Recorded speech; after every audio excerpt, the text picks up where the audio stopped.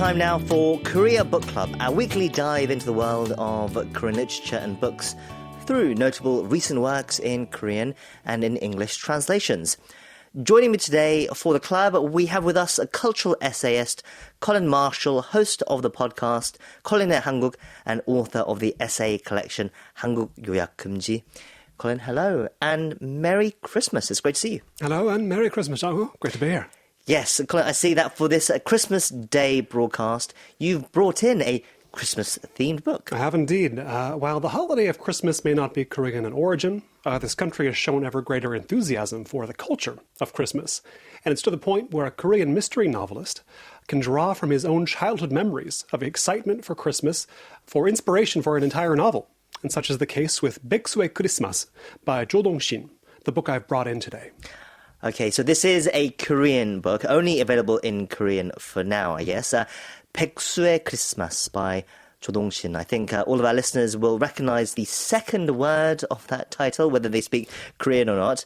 But what about that first word, 백수? Because there's more to it than just the translation, right? The literal translation. There is. So if you look at the actual Chinese characters behind 백수, they literally mean white hands. And in practice, the word refers to an unemployed person, although its connotations aren't quite as neutral as that makes it sound in English. If I had to translate the book's whole title, I might go with A Slacker's Christmas, which at least captures the way in which its 32-year-old protagonist, Oman, doesn't just lack a job, but has also fallen into a kind of marginal, dead-end lifestyle, living in a spare room in his married sister's home. He takes a job at a book cafe, a modest prospect to be sure, but nothing he's in a position to turn down as a 백수. Yes, this has become an all-too-familiar scenario for a lot of young people in Korea in their late 20s and early 30s, college-educated, yet struggling to get that high-paying job that they had worked their entire young lives towards. A scenario that a lot of parents fear for their adult children as well. Indeed. Nowadays. And in the meantime, they're taking up a part-time job like working at a book cafe just to have some money coming in. We should also perhaps explain what a book cafe is as well, since however common they may be here in Korea, I'm not sure they exist in quite the same sort of form around the world. That's true. When I lived in the US, I spent a lot of time in cafes, bookstores, and bookstores with cafes, but a Korean book cafe is something else entirely. It may have a great many books, but most or all of them won't be for sale, just made available for customers to read while they drink their coffee. And a book cafe is by its very nature a small business, so the composition of its library usually reflects the owner's personality to one degree or another.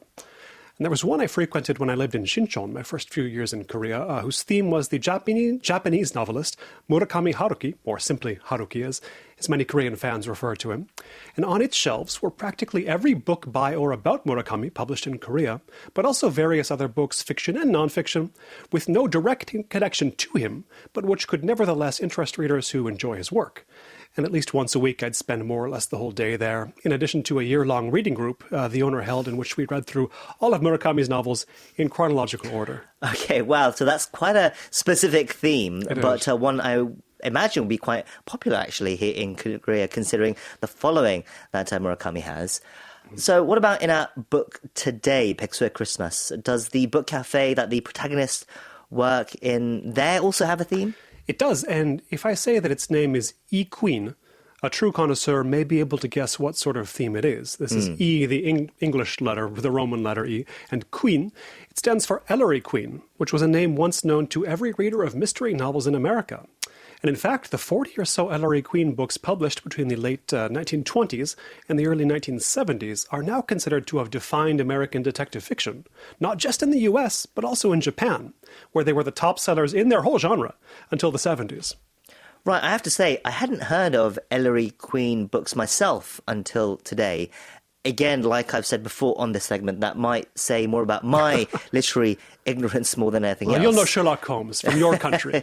Sure, but in any case, can you tell us more about Ellery Queen? Is she the author then, or the name of the detective, like Sherlock Holmes? In a word, yes to both. Ellery Queen is the star of the series, who is the son of a policeman and a dedicated mystery solver, and it's also the pseudonym of the authors, Frederick Dene and Madford Bennington Lee, which are also in and of themselves pen names, but we need not go too much further down that rabbit hole for now.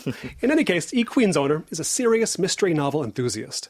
And when Oman shows up for a job interview, she pretends the cafe's rarest book, this Ellery Queen novel signed by Danae in 1936, has been stolen. And she's testing not just whether he can follow the trail of clues she's laid out to find the book, but also whether he knows that it's a fake, because in fact, Danae could not have signed it in 1936, since the identity of Ellery Queen, the purported author, wasn't publicly known until 1940. Okay, that sounds like somewhat of an intense interview process, shall we say, for this kind of job that a Pegsu would take at a book cafe?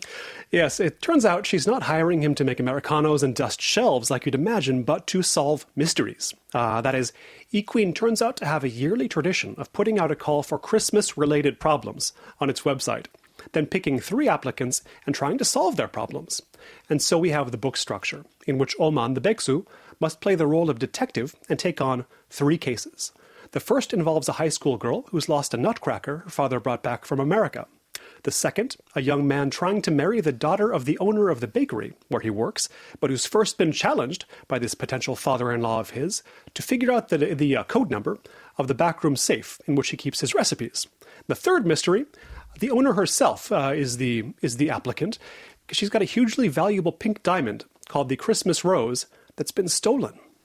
Okay, so the setup sounds quite fun, if a little far-fetched. Indeed. I mean, a hugely valuable pink diamond. That's a somewhat surprising possession for a book cafe owner to have, I guess. Yes, well, she's not exactly what she seems at first, a common enough development or trope in a mystery novel, and even more so in Ellery Queen novels, whose myriad tricks, convolutions, and gimmicks are perhaps what their fans love most about them. But they nevertheless belong to the subgenre known as fair play mystery, whose narratives present the reader with all the clues necessary to solve the mystery using pure logic before the detective does. And Cho Dong-shin has described himself as working in that same tradition, and indeed as being inspired by Ellery Queen, who's just one of several subjects the reader can learn something about from this short book, 백수의 Christmas. Right, so the reader will get to learn a lot about Ellery Queen and the Ellery Queen books then through this story. And I'm learning as well that Ellery Queen is a male detective? Yes, exactly. A young man, but his identity changes quite a bit over the course of the 40 years the novels are published. So not a stable character, but indeed male. I always thought it was a woman's name too, actually. Sure. I'd heard the name, but never read an Ellery Queen book before that. Okay, so yeah, I got that wrong as well earlier. But yeah, so Ellery Queen, a male detective as well. I understand that the book also tells us a lot about Christmas itself, specifically the history of Christmas in Korea. Yes, it's got like many mysteries, things to teach us, factual things. In recent years, Koreans have become familiar with a lot of traditional European Christmas baked goods, like the German Stollen, the Italian panettone. Got one delivered myself the other day. But those who read this book, they'll learn a great deal about the Gugelhopf, a ring-shaped cake whose origins lie in medieval Austria. It's important to one of the chapters. And in that same chapter, one of E-Queen's regulars, who happens to be a novelist himself, also explains that Korea first officially celebrated the holiday in 1886, when Ewha Hakdang, the predecessor to Ewha Women's University, put up Korea's first Christmas tree. The custom of eating Christmas cakes, he notes, actually comes from Japan, where the dessert company Fujiya began marketing them in 1922. The same character also underscores that many major holidays, considered Korean today, originated in China, but over centuries of celebration, here became wholly Koreanized. And for nearly 140 years now, Christmas, itself a pagan holiday, repurposed by Christian civilization, but now also widely celebrated secularly as well, has been undergoing the same process. Every country, I think, develops its own version of Christmas, suited to its own tastes and enjoyable in its own way. It's a bit like Chinese food, or indeed like the mystery novel itself. Okay, so it does sound like a very interesting read. I'm not sure if the book will be translated anytime soon, but for local readers, it does sound like a fun page-turner to get stuck into during the Christmas period. Once again, it's called 백수의 Christmas by Cho Dong-shin. Now, before we go, Colin, as it is the last Korea Book Club of the year, we thought we'd very briefly reflect on the past year as well, a moment to select the writer of the year. And while there have been many notable writers publishing works this year, to be honest, there's probably only one name that stands out this year, even though she hasn't actually published anything this year, just for what she has achieved historically, right? Yes, it's got to be Han Gang, doesn't it? And if I picked any other writer, I fear it would have been interpreted as some kind of unintended statement. But this year's also seen the publication, as you say, of works by Kim Hun, Bae-sua, Kim Hye-ran, to name just a few of the writers whose books I've personally covered here. But, I consider it part of the deal. You get the Nobel Prize in Literature, you get the title of the Korea Book Club Writer of the Year as well. It all comes together. And as I emphasized when we discussed her work after the big news broke back in October, she's still young by Nobel laureate standards.